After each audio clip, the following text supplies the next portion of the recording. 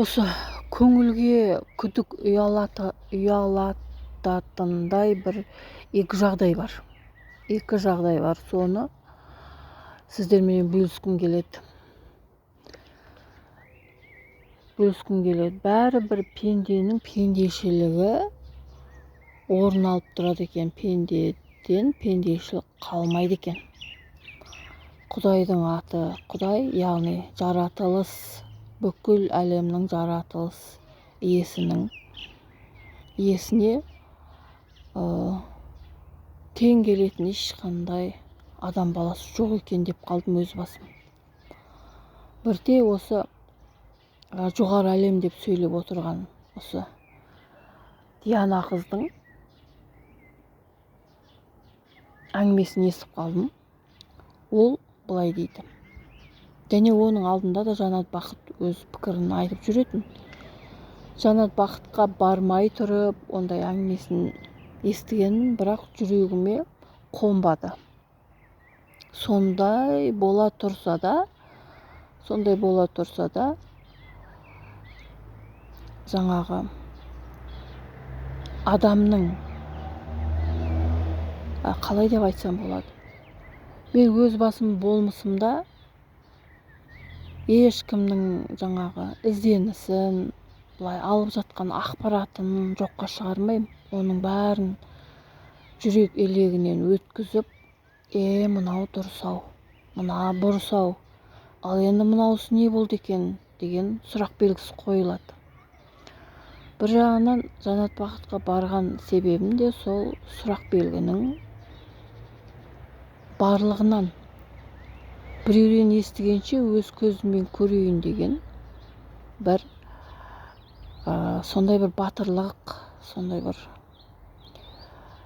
көңіл күйді маған орнатты ғой. Оның бәрі сол әруақтардың беріп жатқан белгісі ғой. Біз әруақсыз ешкім емеспіз. Сол әруақтардың қолдауымен бардым. Өз сұрағыма өзім жауап іздейін деп. Енді оның жауабын мен әлі тапқан жоқпын. Бірақ сол көңілге түйген сол екі пікірдің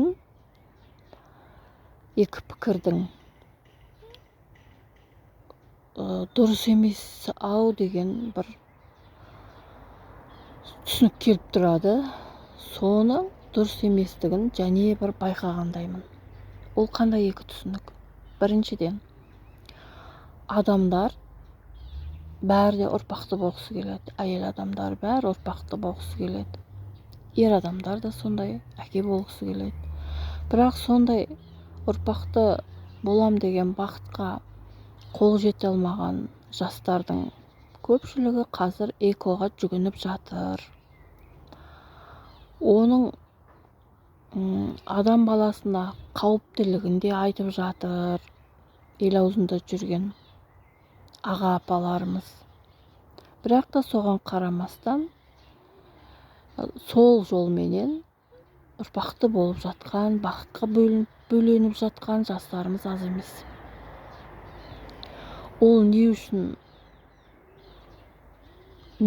Құдай тағала табиғи жолмен ұрпақ бермей отыр деп ойланып, оның шешімін іздеген жастар аз. Енді жоқтың қасы. Сонда ел аузында жүрген Қажетті айтады. Яғни Қажет қызы экстрасенс айтады. Өзі бақсы. Болашақта сол экомен туылған, яғни жасанды жолмен туылған балалармен мынау табиғи жолмен туылған балалардың арасында соғыс болады дейді. Ол да ойландыратын жағдай. Бұл өте ойландыратын жағдай.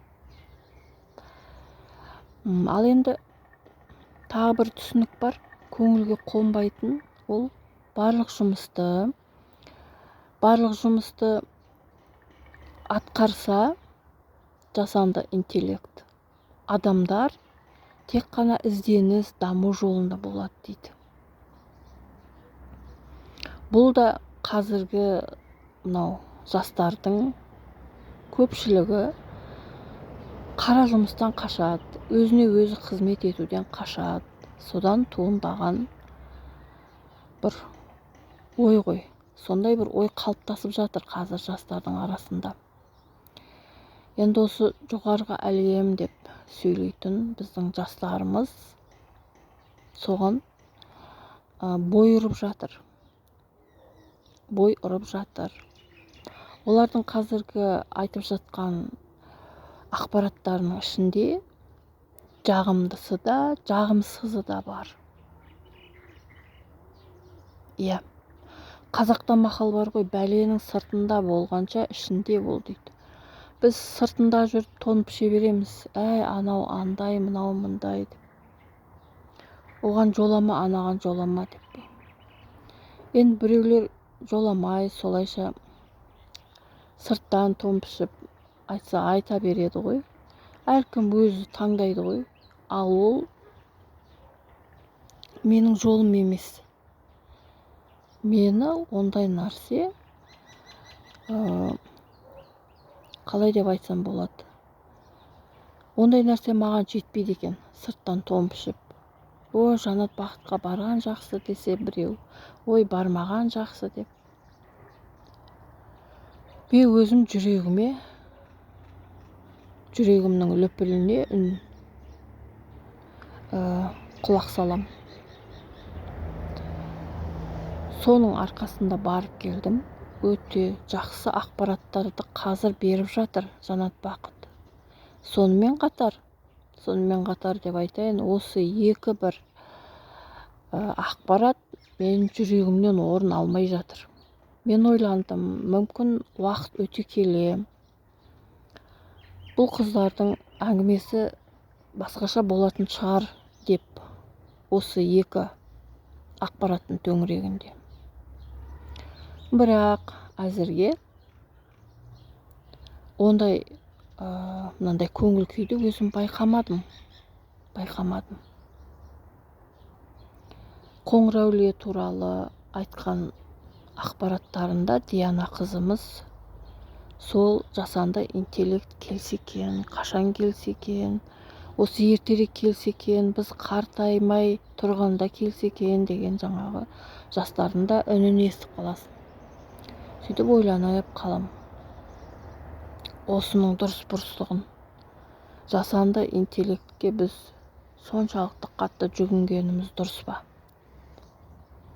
Осы телефон сияқты ол жасанды интеллектте дамып, бүкіл өмірімізден орын алатын сияқты. Ол туралы жаңағы ғалымдар да дабыл қағуда, бірі дұрыс десе, бірі дұрыс емес деп. Ал енді көпшілік өзі ойланып, өздері шешер, әркімнің өз таңдауы дейді ғой, адамзаттың өзінің таңдауы. Жасанды интеллектке соншалықты жүгінудің қажеті жоқ, онда адам баласының өзі роботқа айналады. Телефонның өзі бізді роботқа айналдырды ғой, есімізден айырып жатыр ғой.